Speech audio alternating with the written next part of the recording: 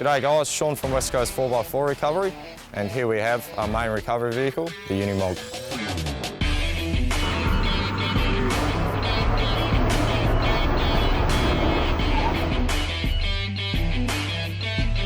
So we'll give you a bit of a rundown mechanical-wise, front to back on this truck quickly. Runs a 5.7 litre inline turbocharged 6-cylinder. It's an 8-speed gearbox with forward and reverse selectable, so you can have 8-speed reverse. And of course the main thing, portal hubs and 4-wheel disc brakes. It's core sprung at all 4 corners. This makes it the capable truck it is. So as standard for all these vehicles, they run diff locks front and rear with a selective air actuated 4-wheel drive system, as well as air to all parts of the driveline. So our current vehicle, as you see in front of you, runs a 395 R20 Michelin, which is a military spec tyre, on a Hutchison, which is American-made alloy beadlock. So these vehicles standard are quite uncomfortable and hot and noisy to drive, so we've made a few modifications along the way to make it bearable for the work we do. We first started with a lot of sound deadener. We did one layer first, which was about 4 boxes, and we went through and put another layer in just to make it a little bit more comfortable. And then we put marine carpet in, and it just absolutely changed the truck to drive. You could answer a call, you could hear yourself think, which is sometimes dangerous, and you can actually drive with the windows up. So with the tyres, obviously these vehicles don't come with them standard, so it's an additional purchase that we've done.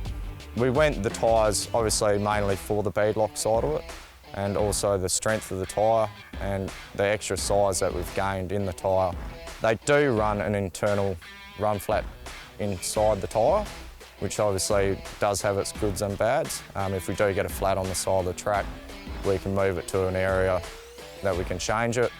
It also allows us to hold a bit of strength in the sidewalls on those hard hits when we are running low pressures. The alloy beadlock is actually made for the military over in America. They are quite expensive, but we've also had to make a few changes to the truck to accommodate the tyres, such as widen the guards front and rear. We ended up folding a rear guard from scratch, and the front guards we added 60mm each side, which consists of splitting the guard in half, welding in a rolled section, and then finishing it off. In the cab, to make it a little bit more comfortable, we've obviously made the first choice of putting in some ISRI air ride seats.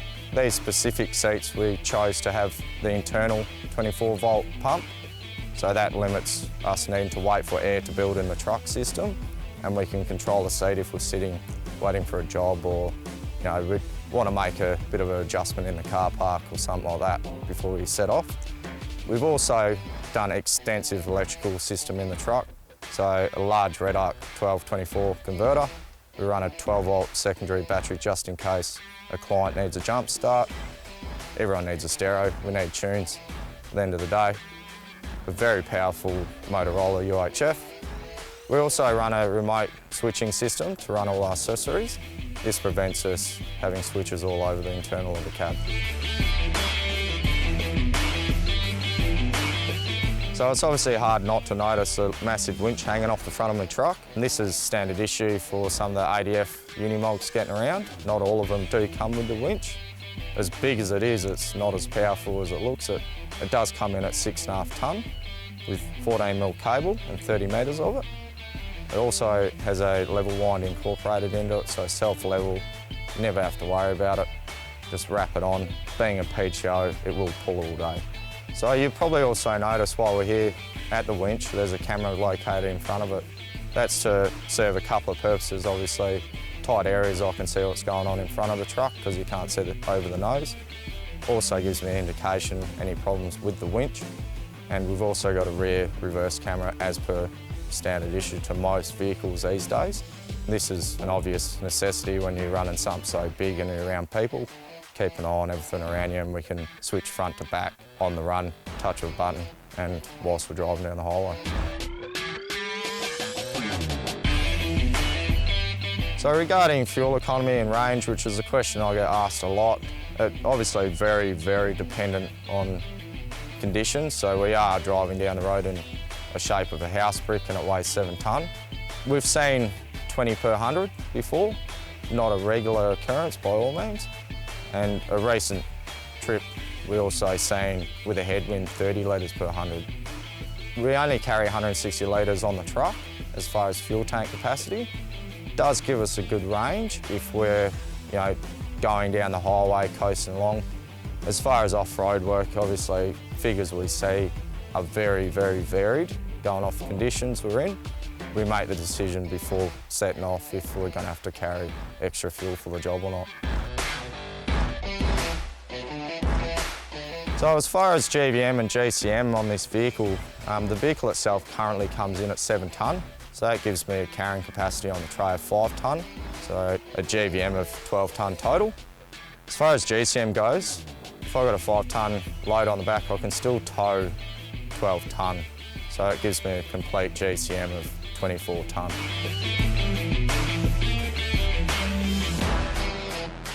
A lot of people ask, why the Unimog? Well, let's face it, what else can you buy with portal axles? It's robust. Our military use it for good reason. It's huge in Germany still, and still is to this day. And it has a name going road tractor for a reason. We got high clearance from the portals, we've got big tyres. It's super, super, super reliable. In 40,000 Ks, I've had 100% availability rate. All we do is obviously maintain it heavily. Still get parts for it is a big one, and it goes everywhere we point it with a bit of thinking.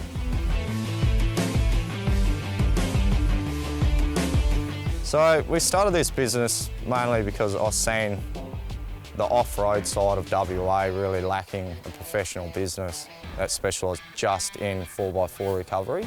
We also have the benefits of having a workshop under our belt as well. So basically, you're not only getting a recovery service if you bogged, but if you break down, we can also come out and offer to fix it trackside if need be, or remove the vehicle via our recovery service.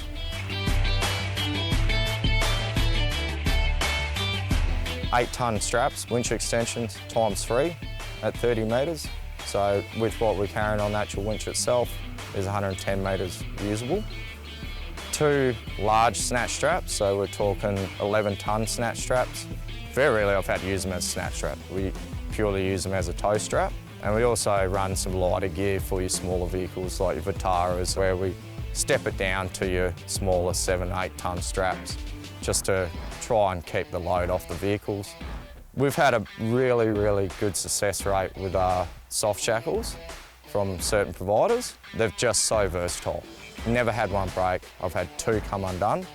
Things are going to happen.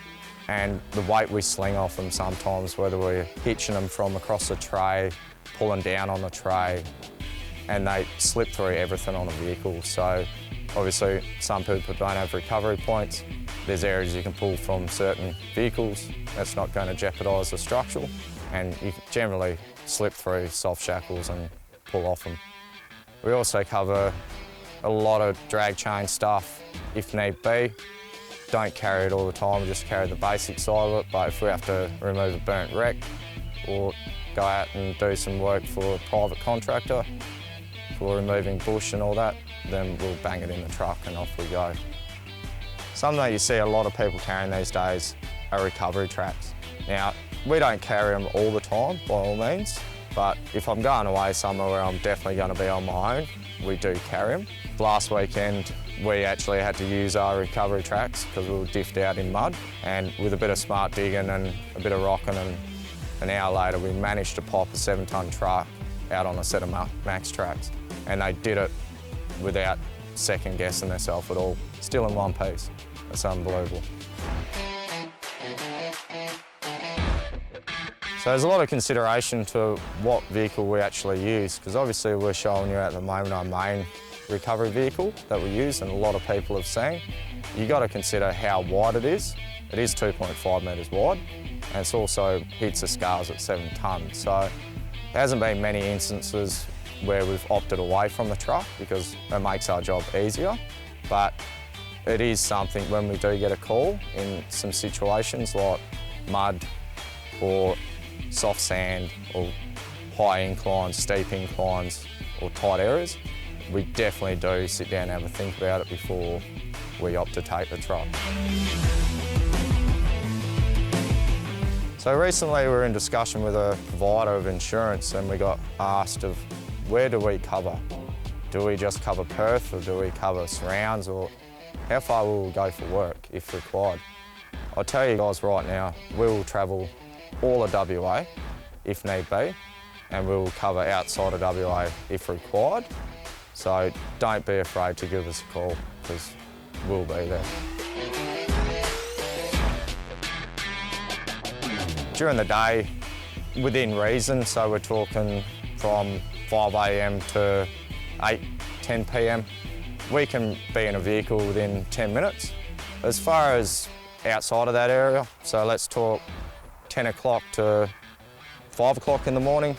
Last night, for instance, from waking up, taking the call, jumping in the truck was 8 minutes, and I was on the road.